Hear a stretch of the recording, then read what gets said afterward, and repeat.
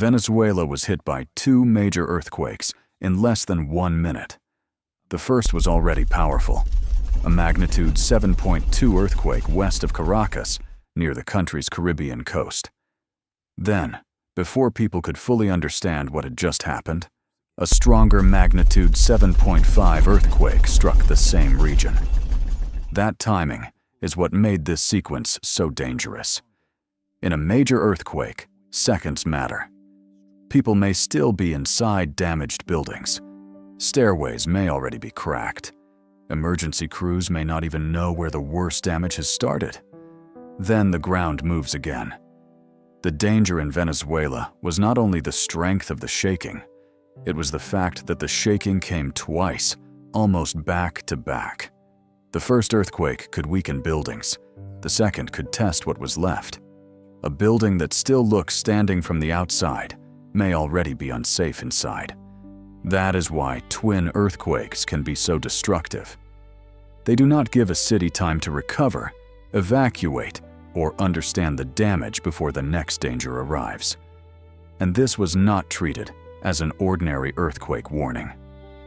The United States Geological Survey issued a severe early impact alert.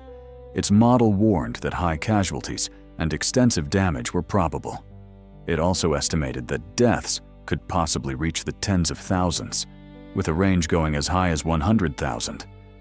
That number was not a confirmed death toll. It was an impact estimate. Confirmed deaths come from authorities, hospitals, and rescue reports. So the number should not be treated as final. But it showed how catastrophic the situation could become. Because earthquake danger is not measured by magnitude alone. A magnitude number describes the energy released underground. The real disaster depends on what that energy reaches above ground. People, buildings, roads, hospitals, power lines, water systems, and communities that may already be vulnerable.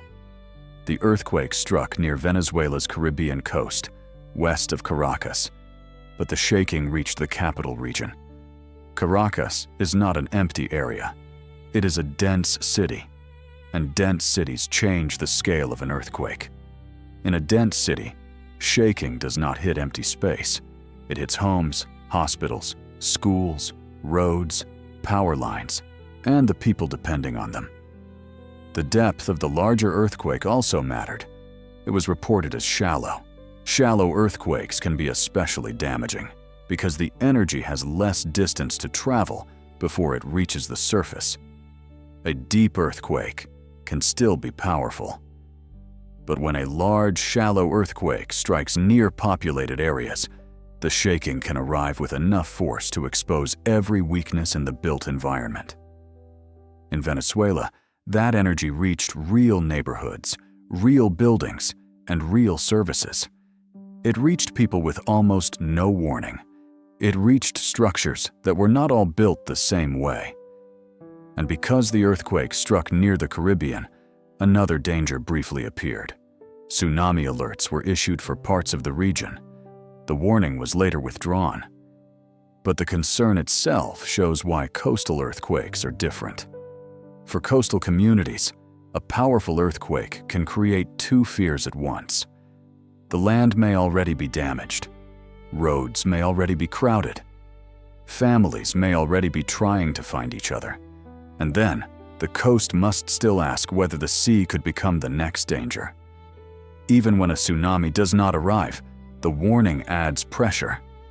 People and officials must think about ports, coastal roads, low-lying areas, and evacuation routes, while the earthquake damage is still being understood. And after the main shocks, the emergency was still not over.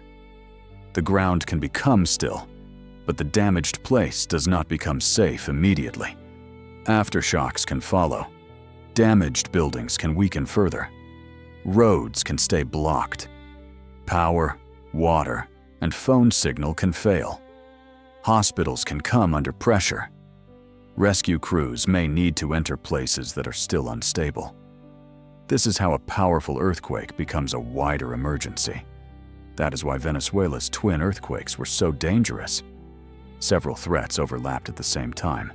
A strong, shallow rupture, a second major shock arriving almost immediately, a dense capital region, buildings with different levels of strength, coastal uncertainty, damaged services, and people forced to make decisions before the full picture was clear. This disaster is a warning far beyond Venezuela.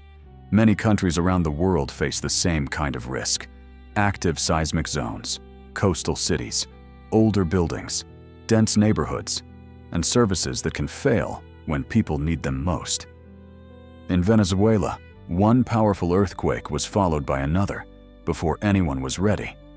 And that is why this was not just another earthquake headline. It was a reminder that earthquake danger is measured not only by magnitude, but by timing, depth, location, exposure, preparedness, and how much damage is already waiting above the ground. For official safety instructions and updates, always follow local authorities and trusted geological agencies. Understanding, not panic. Preparedness, not fear. If you want more global geology documentaries that stay calm, clear, and grounded in science, subscribe to the channel.